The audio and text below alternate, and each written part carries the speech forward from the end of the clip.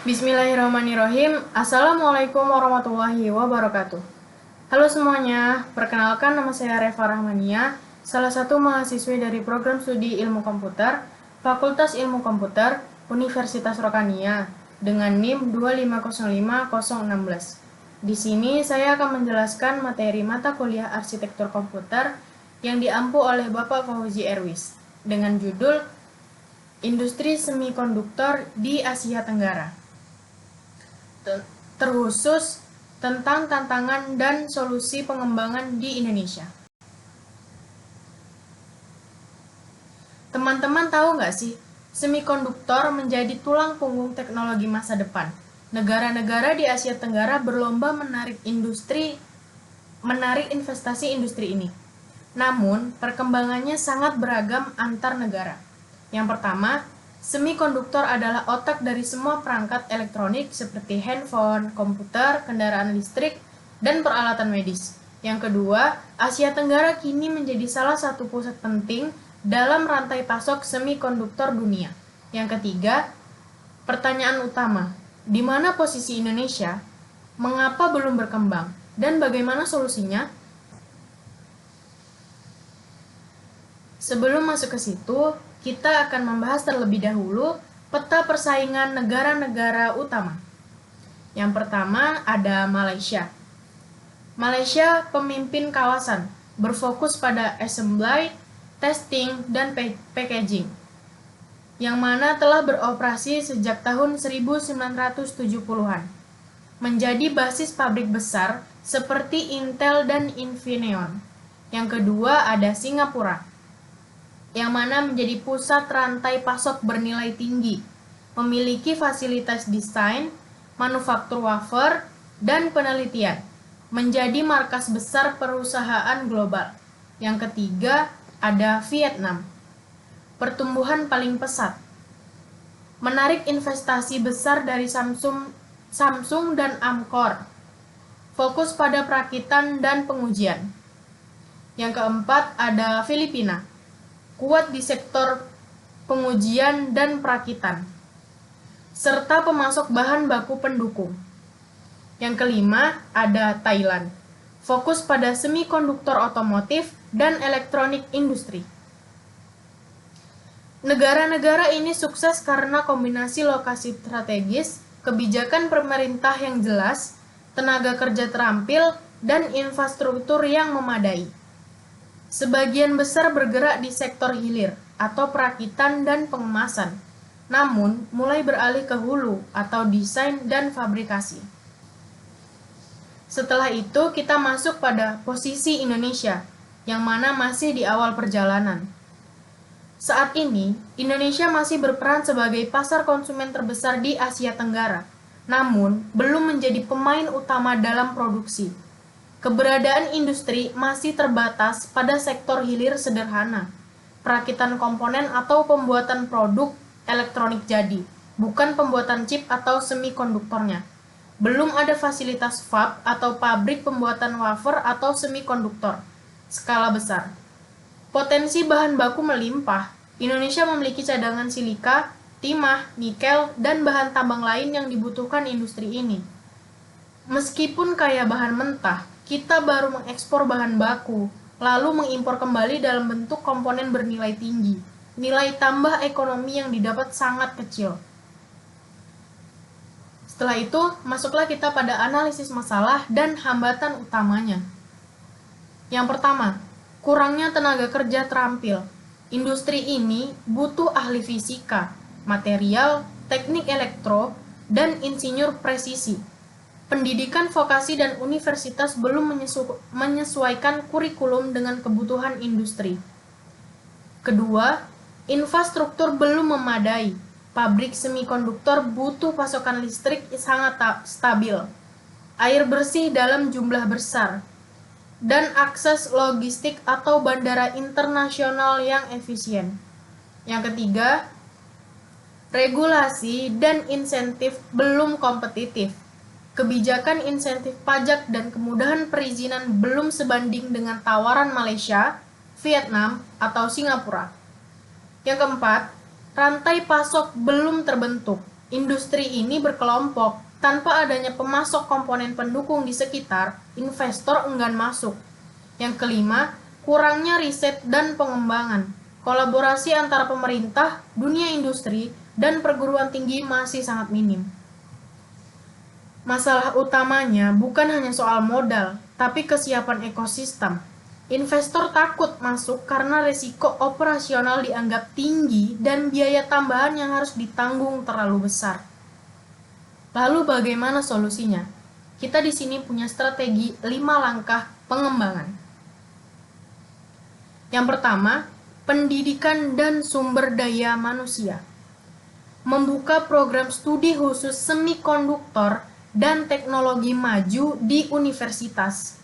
Kerjasama pelatihan dengan negara maju seperti Jepang, Jerman, dan Amerika untuk transfer teknologi. Fokus pada pendidikan vokasi teknik presisi.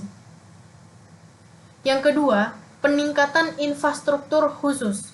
Membangun kawasan industri khusus, Heritage Park, dengan fasilitas listrik cadangan, pengolahan air, dan akses pelabuhan udara atau laut terintegrasi. Memastikan stabilitas energi dan pasokan air. Yang ketiga, kebijakan dan insentif menarik. Memberikan keringanan pajak jangka panjang, tax holiday, menyederhanakan birokrasi perizinan, jaminan kepastian hukum, dan perlindungan hak kekayaan intelektual. Yang keempat, hilirisasi dan rantai pasok. Memulai dari sektor hilir atau perakitan dan pengujian yang lebih mudah, baru bergerak ke hulu. Memanfaatkan kekayaan alam, silika, timah, menjadi bahan baku industri semikonduktor di dalam negeri. Yang kelima, riset dan kolaborasi. Pemerintah mengalokasikan dana khusus riset teknologi, membentuk konsorsium riset gabungan pemerintah, kampus, dan swasta. Kita tidak perlu langsung membangun pabrik chip paling canggih. Strategi terbaik adalah bertahap. Kuasai sektor yang kita mampu dulu. Bangun ekosistem, baru naik kelas secara bertahap. Lalu, apa keuntungannya bagi Indonesia? Yang pertama, nilai ekonomi tentunya akan tinggi.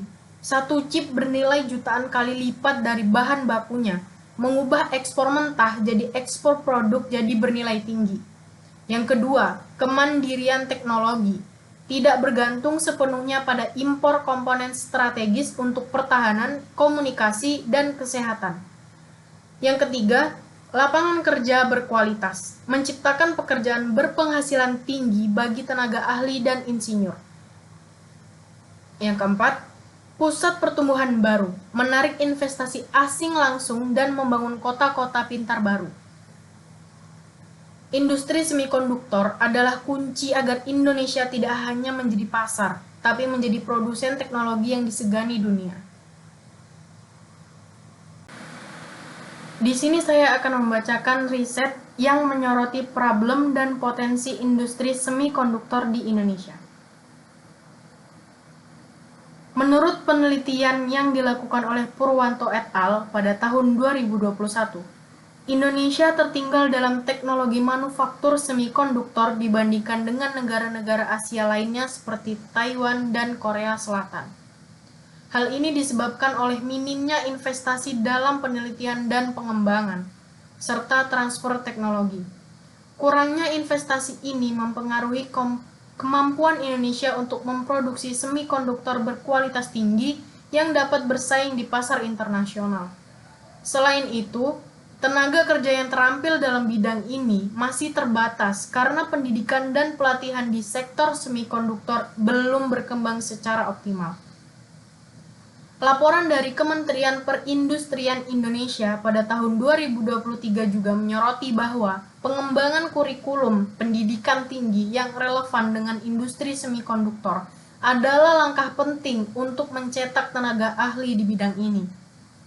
Selanjutnya, ketergantungan Indonesia pada impor semikonduktor juga menjadi masalah signifikan. Dewi et al. pada tahun 2023 juga memaparkan bahwa Indonesia sangat bergantung pada impor untuk memenuhi kebutuhan akan semikonduktor, membuatnya rentan terhadap fluktuasi harga dan gangguan pasokan global. Hal ini menjadi semakin nyata selama pandemi COVID-19 yang menyebabkan kelangkaan semikonduktor global. Ketergantungan ini tidak hanya meningkatkan biaya produksi dalam negeri, tetapi juga menimbulkan risiko signifikan terhadap stabilitas ekonomi. CSIS Indonesia pada tahun 2023 menyoroti bahwa regulasi yang tidak konsisten dan kurangnya insentif bagi investor menghambat perkembangan industri semikonduktor di Indonesia. Reformasi kebijakan yang mendukung investasi asing dan pengurangan hambatan birokrasi diperlukan untuk memfasilitasi pertumbuhan industri ini. Namun, meski menghadapi berbagai tantangan, Indonesia sejatinya memiliki potensi besar dalam industri semikonduktor. Dengan populasi lebih dari 270 juta jiwa, Indonesia memiliki pasar domestik yang besar untuk produk elektronik, membuka peluang bagi industri semikonduktor lokal untuk tumbuh. Laporan dari McKinsey & Company pada tahun 2022 menunjukkan bahwa permintaan akan perangkat elektronik di Indonesia kian hari terus meningkat, terutama dalam sektor smartphone dan perangkat rumah pintar. Selain itu, posisi geografis Indonesia yang strategis memberikan keuntungan dalam distribusi produk semikonduktor ke pasar Asia Tenggara dan sekitarnya. Peningkatan infrastruktur logistik dan transportasi diharapkan dapat mendukung pertumbuhan sektor ini dan memfasilitasi ekspor produk semikonduktor ke pasar internasional. Dukungan pemerintah juga meningkat seiring dengan peluncuran berbagai program untuk memfasilitasi pertumbuhan industri semikonduktor. Kementerian Perindustrian Indonesia pada tahun 2023 telah memberikan insentif pajak bagi perusahaan yang berinvestasi dalam teknologi semikonduktor, serta pelatihan tenaga kerja. Pemerintah telah menginisiasi pembangunan kawasan industri dan ekosistem riset untuk menciptakan lingkungan yang kondusif bagi pertumbuhan industri teknologi tinggi. Program pelatihan dan sertifikasi juga dikembangkan untuk meningkatkan keterampilan tenaga kerja lokal agar mampu bersaing di tingkat global. Selain itu, inisiatif kerjasama internasional dengan negara-negara yang memiliki industri semikonduktor maju seperti Taiwan, Korea Selatan, dan Jepang diharapkan dapat mempercepat transfer teknologi dan pengetahuan ke Indonesia.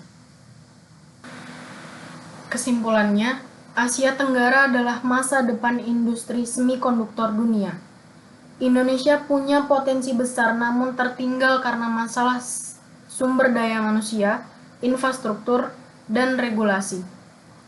Solusinya bukan instan, tapi strategi jangka panjang, melalui pendidikan, insentif, dan hilirisasi bahan baku. Jika dilakukan dengan konsisten, Indonesia bisa menjadi kekuatan baru industri semikonduktor di kawasan dalam 10-15 tahun ke depan.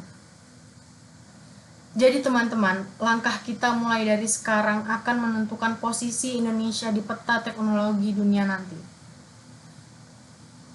Saya Reva Rahmania, mohon maaf atas segala kekurangan karena sesungguhnya kesempurnaan hanya milik Allah. Saya akhiri, wabillahi taufiq wal hidayah. Wassalamualaikum warahmatullahi wabarakatuh.